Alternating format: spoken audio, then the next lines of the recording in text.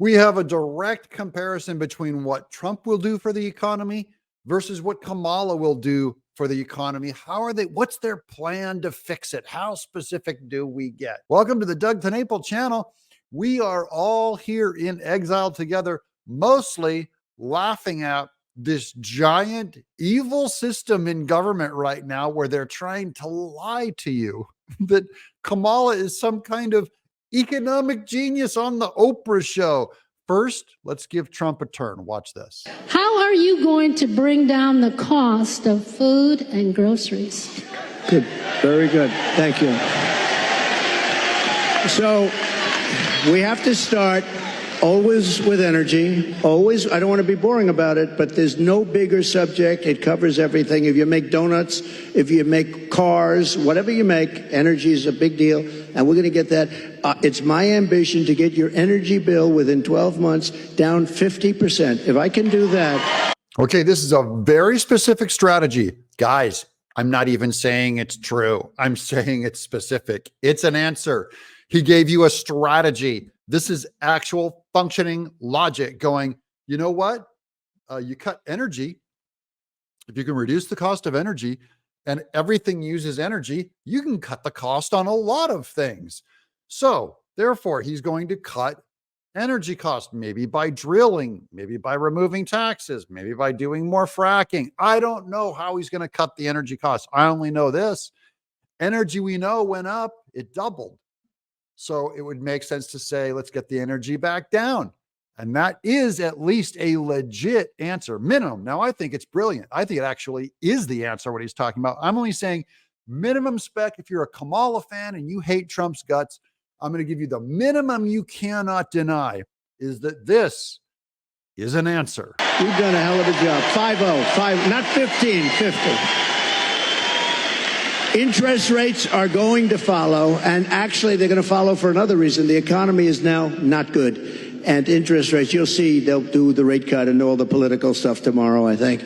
And, you know, will he do a half a point? Will he do a quarter of a point? But the reason is because the economy is not good. Otherwise, you wouldn't be able to do it. But we're going to get interest rates down, and we got to work with our farmers. Our farmers are being decimated right now. They're being absolutely decimated. Okay, that was 2 points. He said, number one, they're going to cut interest rates for political reasons, which they did. They cut it a half point, just one of the most radical in history, because you can't do that unless your economy is bad. That's when you cut the interest rate.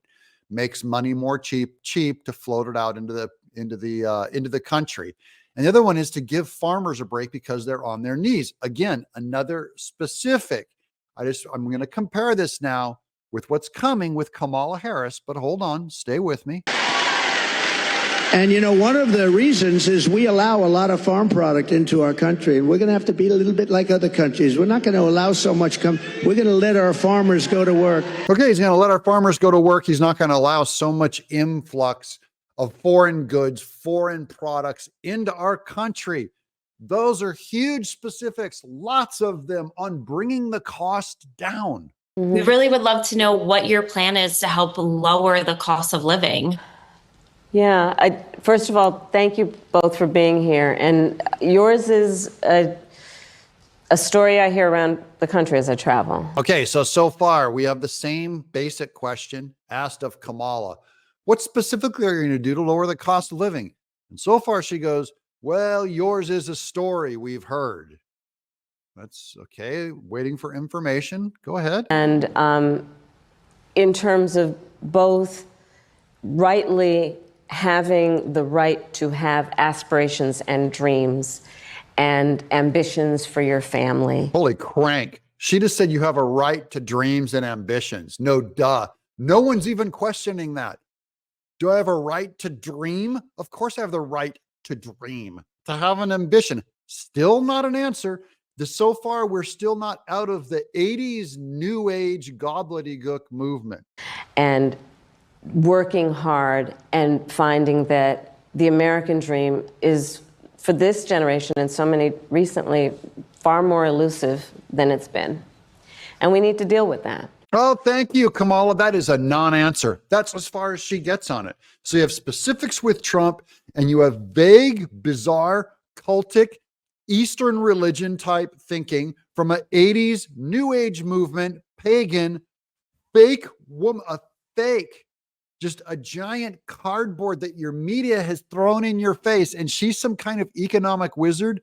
And economists are coming in and saying, oh, Kamala has a program and Trump's program is bad. Okay, this is politics, guys. They're pulling one over on you. This is a massive, massive snow job.